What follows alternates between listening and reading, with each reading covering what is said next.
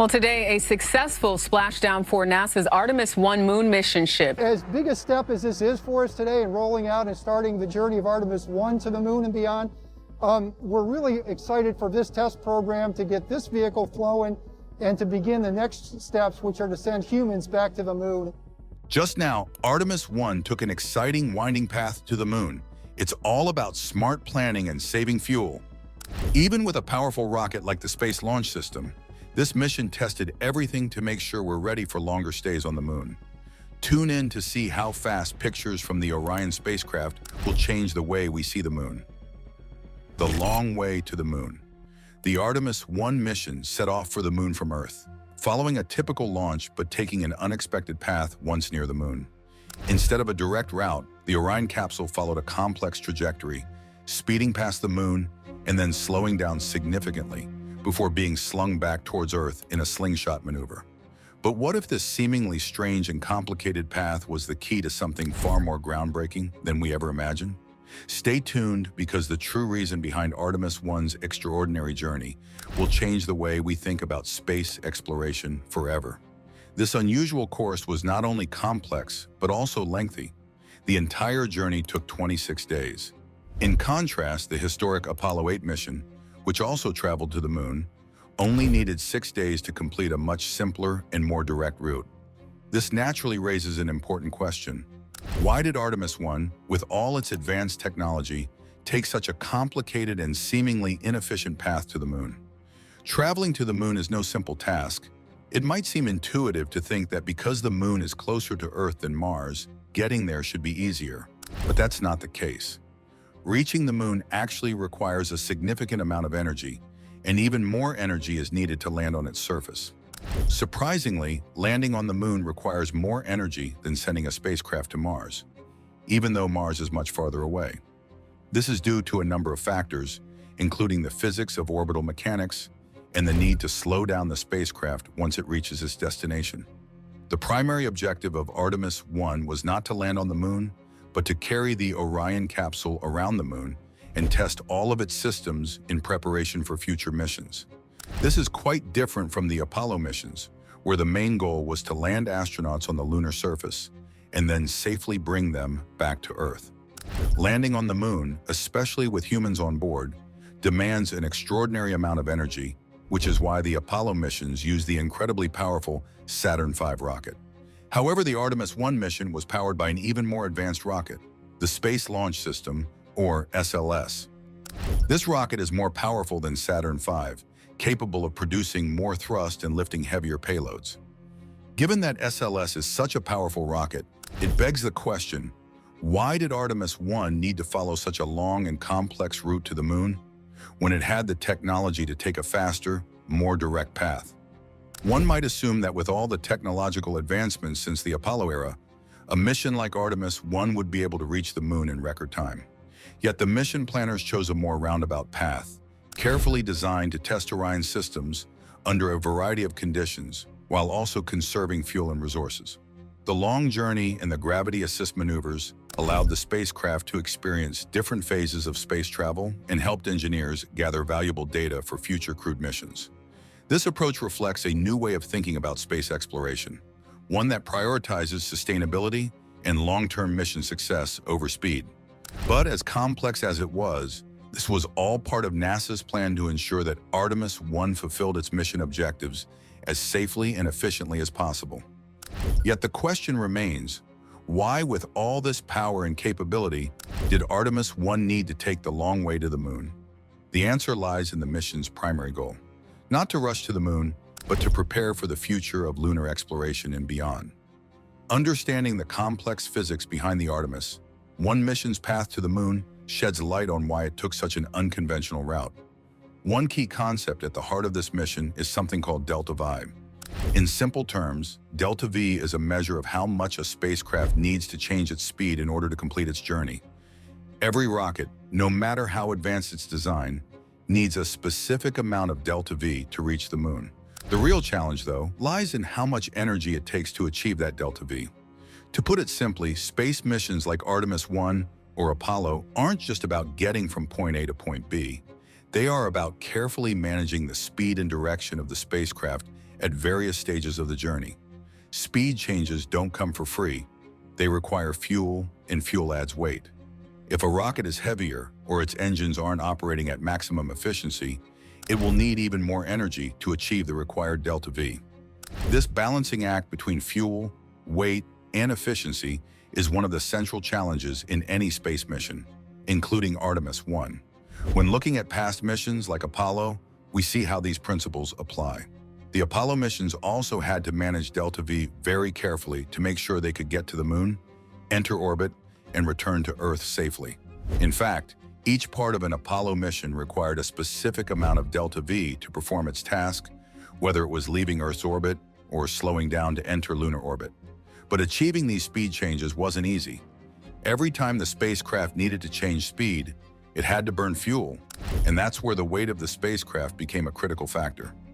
Even though the Space Launch System, SLS rocket, used in Artemis 1 is more powerful than the Saturn V rocket used in the Apollo missions, there's an interesting difference when we compare their delta V capabilities. The SLS rocket, despite its greater power, actually provides less delta V to the command module than the Saturn V did. How could this be, especially considering the advancements in technology? The differences in design between the two missions explain why Artemis 1, despite its more powerful SLS rocket, had a lower delta V than Apollo. Orion was built with a larger, more comfortable command module for longer missions, but had a smaller service module with less thrust and fuel. In contrast, Apollo's smaller command module was paired with a more powerful service module, enhancing its delta V. Orion versus Apollo. This trade-off highlights one of the key challenges in space exploration: balancing the needs of the mission, such as astronaut comfort and safety, with the technical requirements like fuel efficiency and speed. The decisions made in the design of Artemis 1 reflect NASA's long-term vision for deeper space exploration, even if it means sacrificing some delta V for a larger and more versatile spacecraft. The Orion capsule, although lighter than the Apollo command module, had significantly less delta V due to some key design compromises made during its development. One of the main differences is that Orion was designed with a larger, more comfortable cabin meant to accommodate astronauts for longer missions and provide more space for them to move around. This upgrade certainly made Orion more suited for future missions that may require longer durations in space, but it came with a price. The larger cabin meant a smaller service module, which plays a crucial role in a spacecraft's ability to maneuver.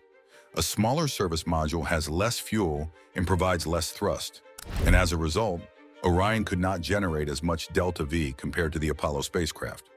Apollo, on the other hand, took a different approach.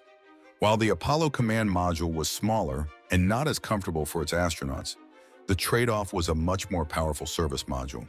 This service module provided more thrust and carried more fuel, giving Apollo a much higher delta V capacity.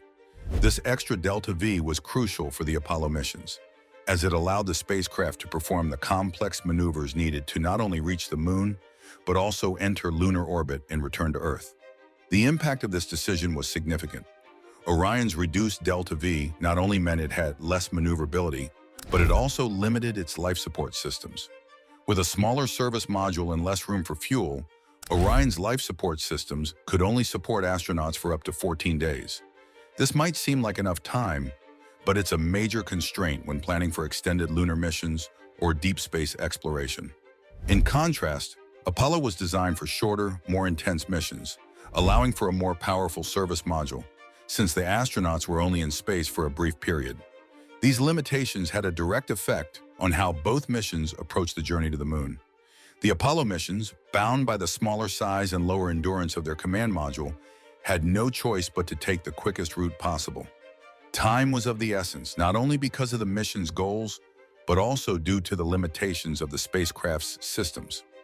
Upon reaching the moon, Apollo had to perform a long and energy-consuming engine burn to slow down enough to enter lunar orbit.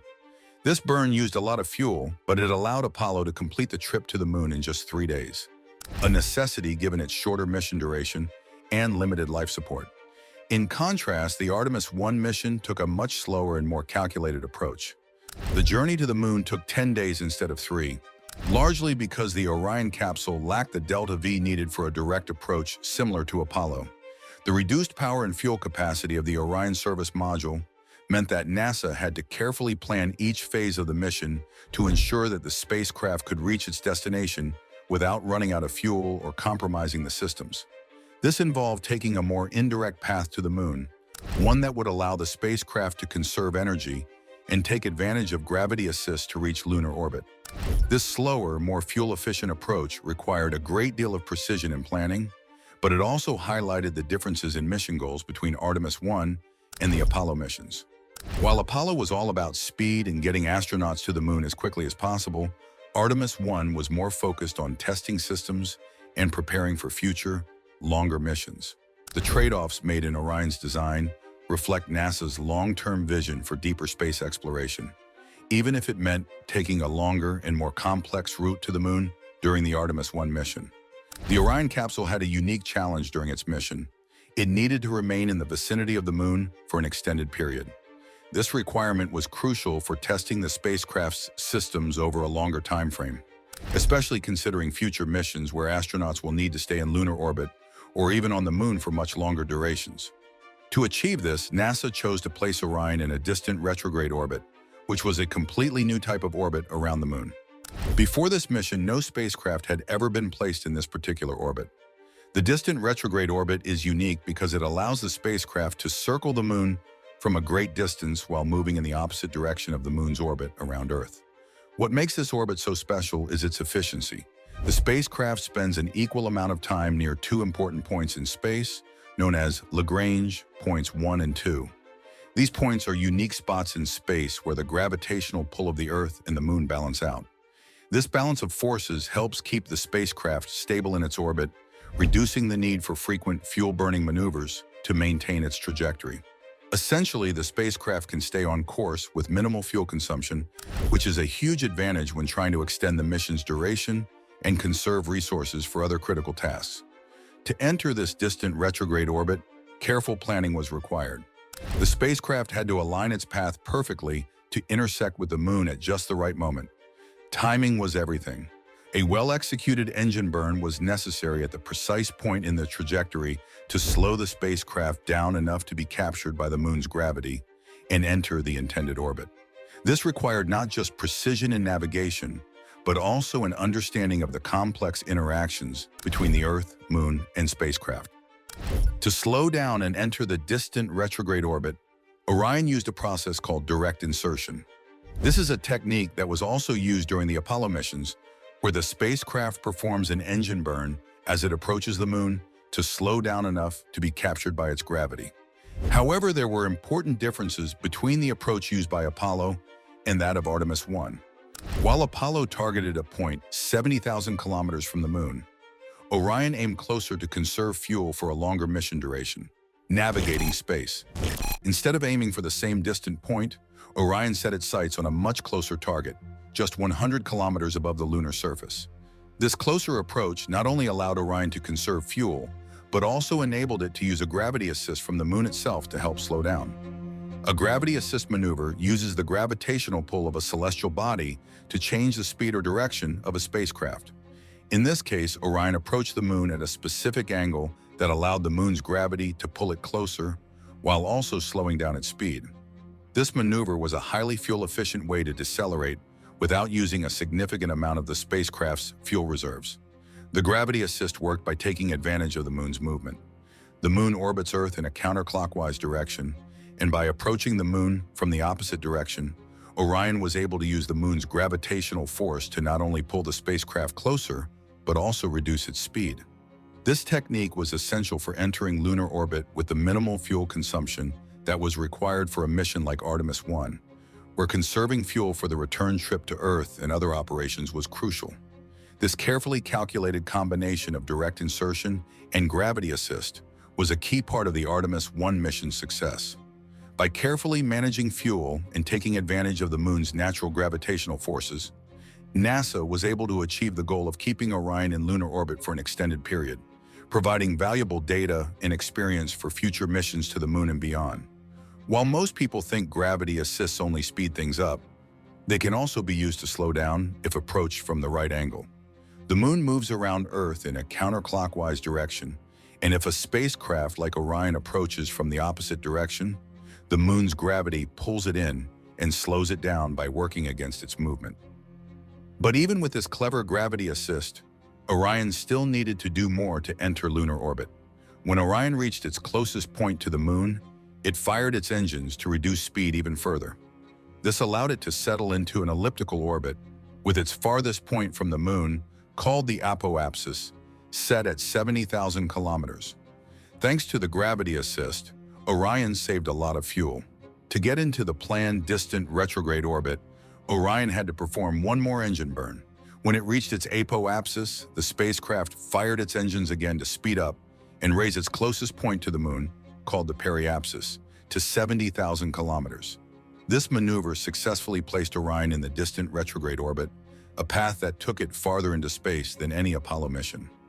Each lap around the moon in this orbit took 12 days. NASA could even extend this time by another 12 days, allowing plenty of time to test all of Orion's systems. This fuel-efficient, indirect route to the moon was carefully planned to achieve the best results. But the journey wasn't without its challenges. Looking at Orion's path from the moon's perspective clears up the apparent complexity of its journey. It shows how the moon's gravity captured the spacecraft, making the whole process easier to understand. But when you look at the mission from Earth's viewpoint, without including the moon, it's even more interesting. Technically, Orion stayed in an elliptical orbit around Earth the whole time. The key here is that its orbit was synced up with the moon's movement, so it appeared to be constantly switching sides in relation to the moon. To get back to Earth, Orion first had to escape the moon's gravity. This meant it had to do the opposite of the gravity assist maneuver it used before. By slowing down as it got closer to the moon, Orion set itself up for a critical engine burn. This burn was timed to happen at the closest point to the moon, taking advantage of something called the Oberth effect. This effect makes rockets more efficient when burning fuel in a strong gravitational field. To understand this, think of two moving walkways, one moving slowly and the other quickly. If someone walks down the fast-moving walkway, they exit at a higher speed than someone on the slow one. In the same way, by performing the engine burn near the moon, where gravity is strongest, Orion got a huge boost in speed using the same amount of fuel, just like getting off the faster walkway. This clever use of fuel and the extra delta V from the burn were key to breaking free from the moon's gravity and sending Orion back toward Earth. These gravity assist techniques have been essential in space exploration, not just for the Apollo missions, but also for today's efforts. They continue to play a big role in shaping future missions and helping humans explore deeper into space. If you enjoyed diving deep into the complexities and innovative strategies of the Artemis 1 mission, don't forget to like and subscribe for more insights.